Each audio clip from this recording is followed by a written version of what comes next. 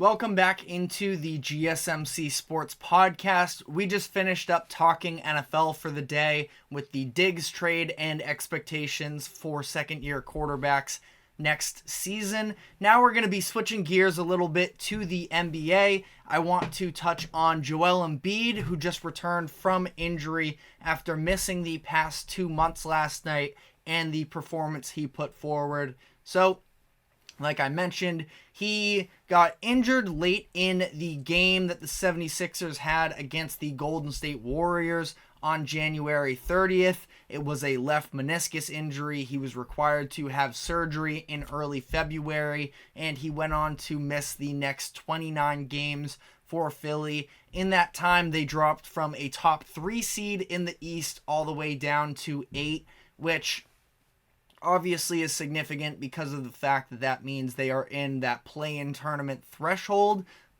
And that was something that the announcers last night on, I think the game was on TNT, it was Reggie Miller and someone else, but they were talking a lot about these must-win games for Philadelphia down the stretch of the year to try and get out of that play-in threshold.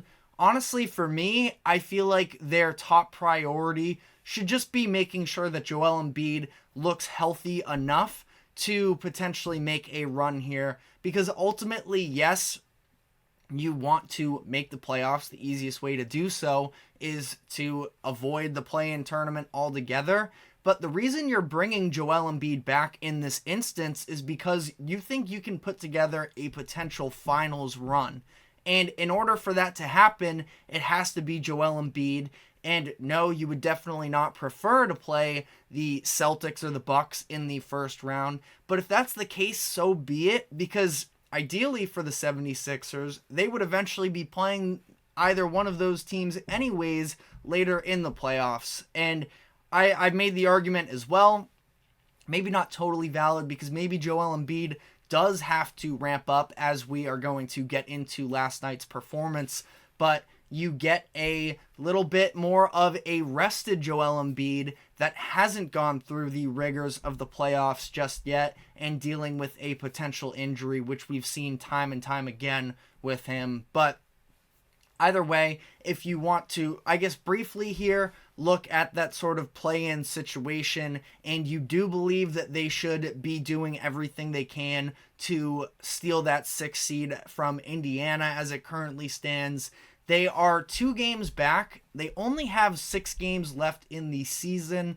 I think the Pacers might have even less. They might be at 5 games left in the season as well. So again, I just don't see it as super likely, not impossible, but whether they do or don't escape the play-in tournament, I think that the priority is seeing how Joel Embiid looks. And last night, he was very impactful to help them win, so sort of best of both worlds there if you're a Philadelphia fan, where he helps the 76ers come away with a 109-105 comeback win against the Thunder. Now, Thunder were a little shorthanded last night, as were the Sixers, which is why, again, win-loss isn't the thing that extremely jumps out to me in this game. Thunder were without Shai Gilgeous-Alexander and Jalen Williams, the Santa Clara one, of course, and they seem comfortable that they just want to ride into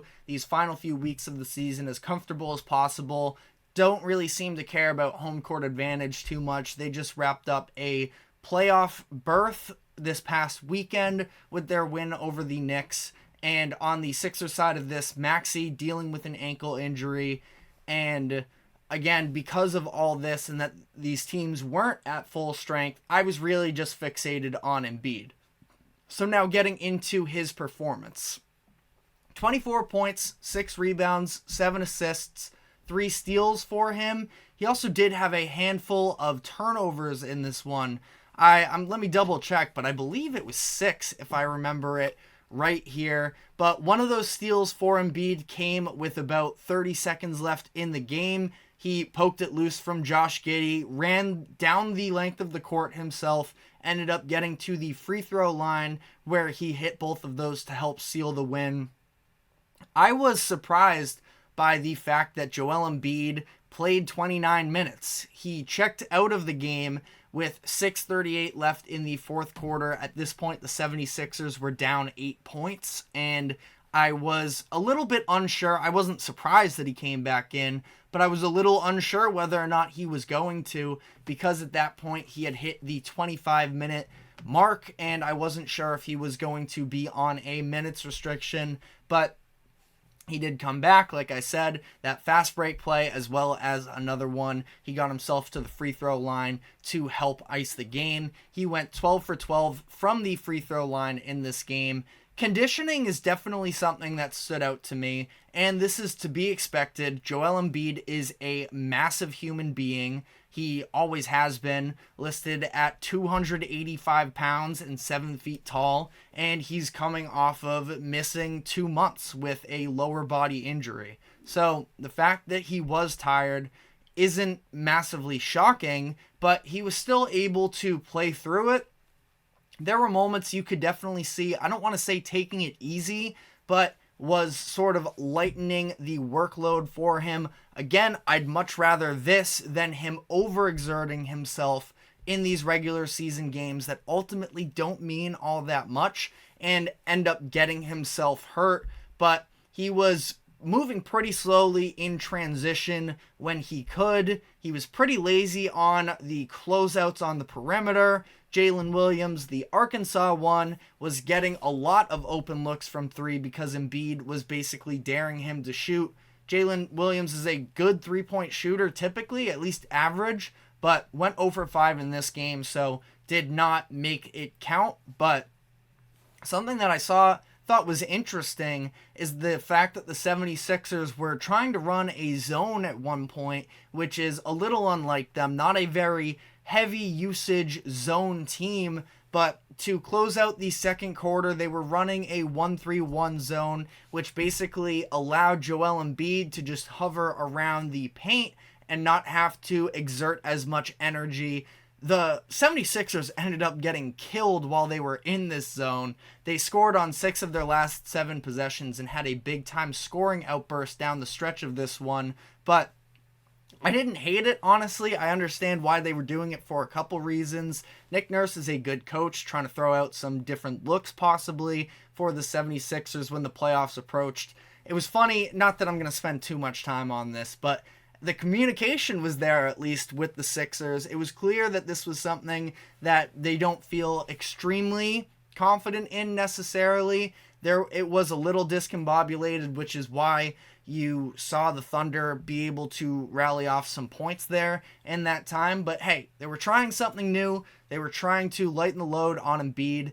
Maybe it's something they can build on in the future, because trying to find a way to sort of limit the amount of movement that Embiid has to do and keeping him in the post as much as possible is a big deal for the Sixers, where in some of the highs from last night, we saw Embiid was able to do a lot of what Embiid does in deterring opposing players from testing him in the paint at times. Not saying it was like that, entirely throughout the game. Embiid was a little bit caught in between on some of these zone possessions. But again, all just sort of a thought experiment here. Can't imagine we're going to see too much of that zone when the playoffs come around, but just something that I thought was notable.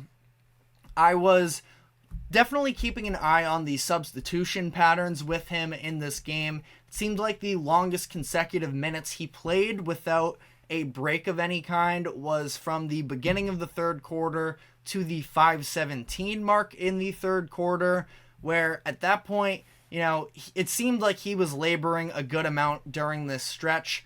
Right before he ended up getting subbed out, he really tried selling out for an offensive rebound off of a missed 76ers shot.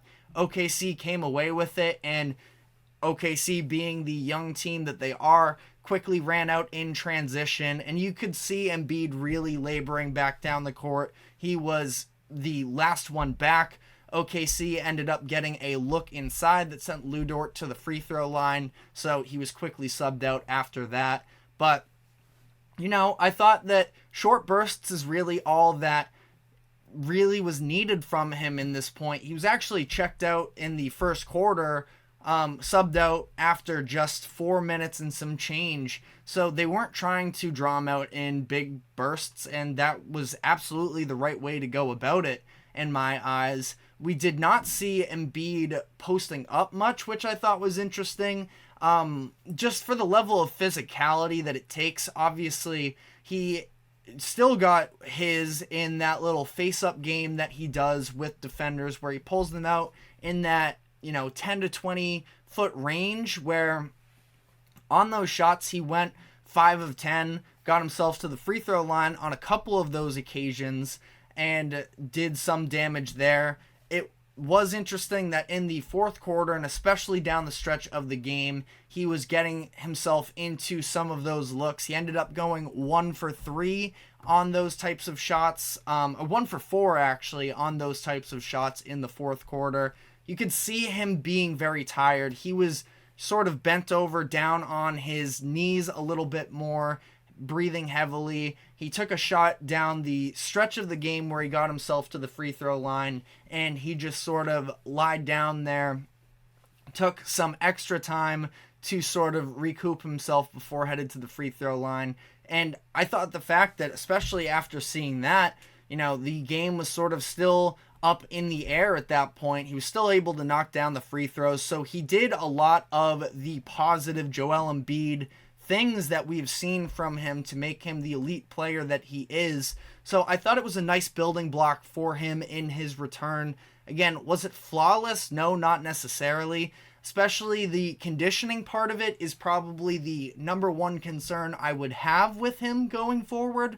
Not that I think it's, completely unrealistic. We have, 2 or so weeks until then. I want to say that the play-in games tip off on April 19th. I could be wrong about that. I know it's in a few weeks, but they have some time. April 16th to 19th is when the play-in games start. So, not tons of time necessarily before we see him get into one of these big-time situations, but still a nice way to start off here.